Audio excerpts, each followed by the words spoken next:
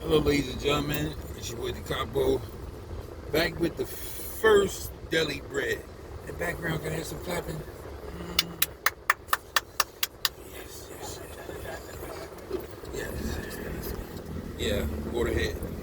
Yeah, but so, uh, what I want to talk about because of my health problems is uh, what you eat. You are what you eat. And because the truth and the reality of it is that 90% of the stuff that I go through health-wise is either came through something that I eat or put in my body. I take full responsibility of it. Not 90, that's wrong. Like, I'm really hard on myself because I have to be, because life does not give me the leisure of being soft. Well, my life doesn't. Some people's lives, they walk through life and they don't have no consequences. It seems like karma hit me immediately. But I don't believe in bad luck, but if I did, I would definitely have some bad. You know, a lot of good luck too, but it'd be pretty tight. But what I'm saying is, before I start, I want to do some disclaimers. Now, number one disclaimer is, I keep getting questions why I'm not a preacher. I'll talk about that very briefly. And I keep getting other descriptions about, well, you only have this, you only have that, how you doing it, and people feel like I got this ancient Chinese secret that I'm keeping for everybody, but I don't. Number one, let's do the easiest one. YouTube advises me why, ever since I've been monetized, why or what I need to work on. So, before I start this video, I will start doing YouTube. Tell me, listen, go to the Decopbo show on YouTube. If you mess with me, push subscribe, hit the like button. If you don't, I'm not going to feel any type of way because I'm monetized anyway. So, I'm not going to hold it against nobody if they don't. But because YouTube is telling me that I'm robbing myself from not being able to get paid from subscribers and only getting paid from the volume of videos I put up, because if you look at the section on my channel, you will see, like, for instance, someone might have 1 million subscribers or 500,000 subscribers, but they only have 100 videos. They about to send me an award because I'm almost at 1,000. So I'm not holding any secret.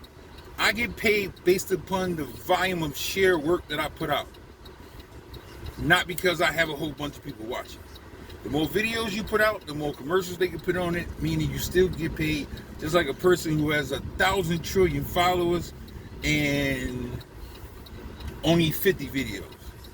Usually that consists of, and I'm not being smart, women who are half naked or doing provocative, poses, or working out in skin tight outfits. And don't believe me, I watch it myself, so I know it's very, very, very. Yes, I do watch it. Yes, I did. But it's very, very, very lucrative because it's soft porn. And even those women, some videos are monetized, some videos are not being, so they go overboard. So I'm not holding no secrets. I'm just telling you that if you think it's easy to get 1,000 videos on YouTube and you feel as though I shouldn't be monetized because I don't have the amount of followers that another person do, then show me your video channel and show me that you got 1,000 videos. Okay, next, why am I not a preacher? Number one, I don't want that job. Number two, there's reasons why I don't want that job, because I study intensely on the subject.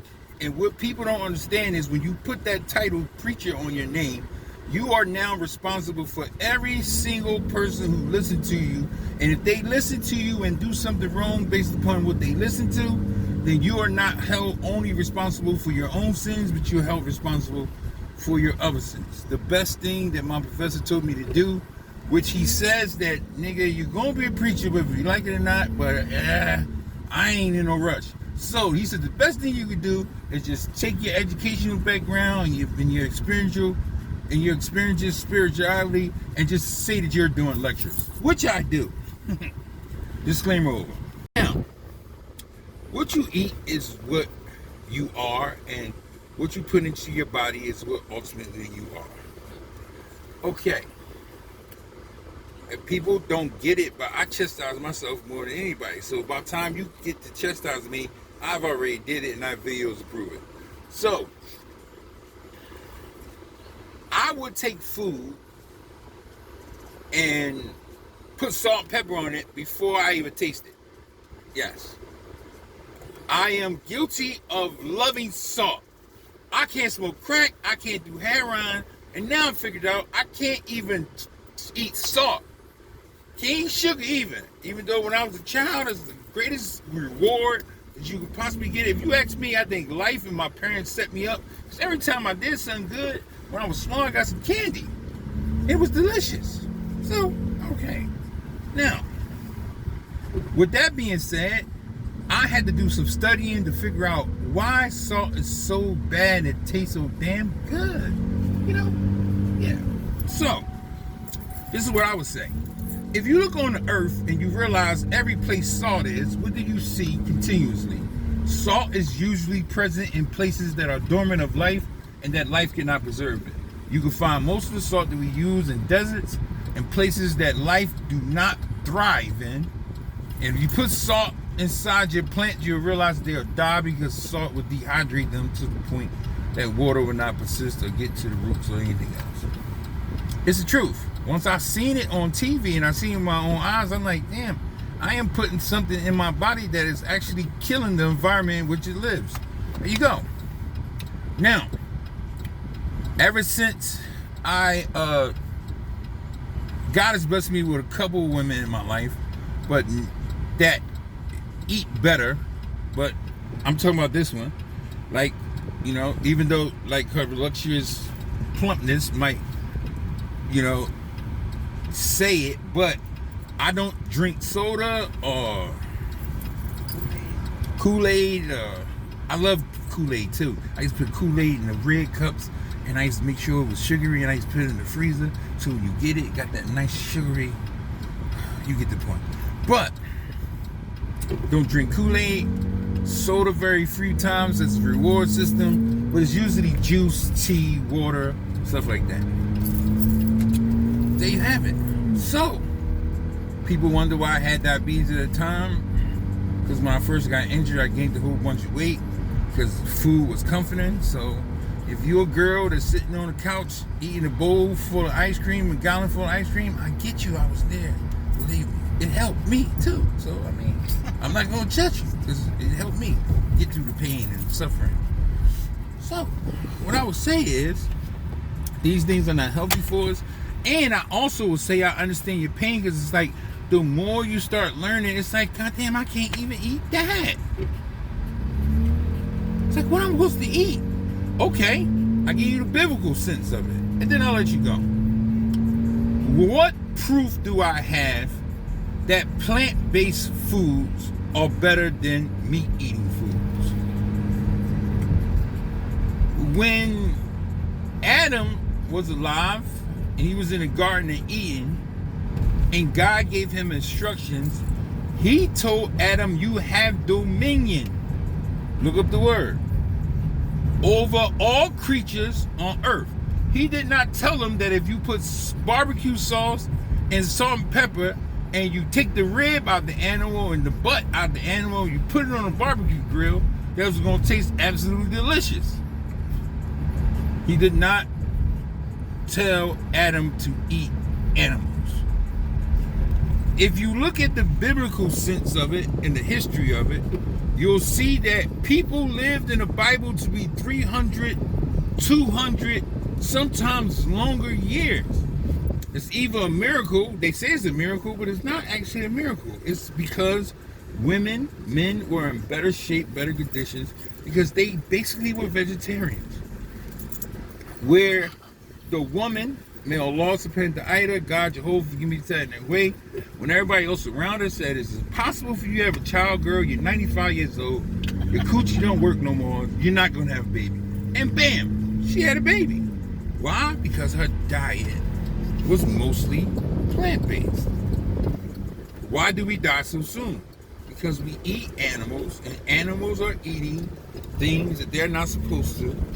And because they eat things they're not supposed to, and they're fed things they're not supposed to, we ingest those animals, And we say that meat is a protein, but not understanding if meat is a protein, where did the protein come from for the meat to have it? It came from plants. Most cows eat grass or yarn or wheat, but now they eat fish and every kind of things, and they also eat each other. Let me slow down. So, am I saying that I'm going to start eating plants tomorrow? Hell no. I got in there right from Walmart a bunch of lunch meat and some other stuff, but guess what? I'm trying. Don't got barbecue ribs and fried chicken. You see what I'm saying? It's baby steps. For you to think that you're going to go cold turkey from eating meat to not eating meat at all, then you're slowly mistaken. Also, in the 48 Laws of Power, and in the Art of War and all of those books, you'll see a section called retrospect, and I repeat this over again because repetitive thought is the key to understanding and intelligence. The more stuff you repeat, the more you understand it, the more you memorize it, therefore the more you can apply it. So, I'll say it again. In retrospect, what you have to understand is once you get away from eating these things, your body will start to look at these things, especially your immune system, as things that are enemies to your body. So if you stop eating meat and you stop eating certain red meats and all this other stuff, pork or whatever, you have to understand that this is not something that you can say psych to your body about. And you have to realize that if you start eating those things again, you're going to get sick. How do I know this? Listen, can't even believe I'm saying this on camera, but I'm going to say it anyway. A while back, I walked into a store, and this is totally truth. And I seen this sandwich, and the sandwich spoke to me in another language, like a romantic language, maybe like French or Italian or something romantic over the love countries. And it said, even though I am pork, I am made in such a beautiful way that if you eat me, it's not going to be the same. It was a pepperoni sandwich with mozzarella cheese on a bagel. It was delicious and soft and special. And I ate it and I almost died. This is true. I almost died. Destroyed my body to a point where I was throwing up, sick, and all kinds of stuff. Because before that, I ain't eat pork in years. But, you know, it's what it is. I tell you my mistakes so you can be comfortable or more comfortable with your own mistakes. And if you're more comfortable with your own mistakes, you're likely to happen or make them again. There you go. Like always, this is your boy Decopbo. This is Deli Bread. What you eat is actually what you are. And what you are is actually what you eat. Now, look at yourself like always in the mirror if you get a chance.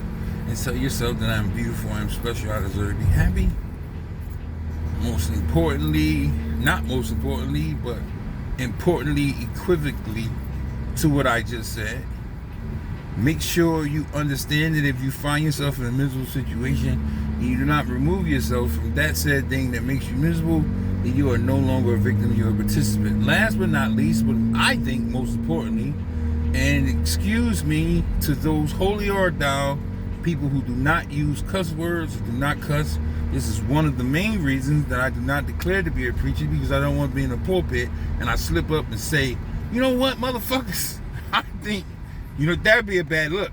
So, I would say, in the last statement that I make today, you need to make sure you tell yourself, I do not deserve to be fucked over. Because if you don't, I guarantee you will find yourself in a situation where you are being fucked over.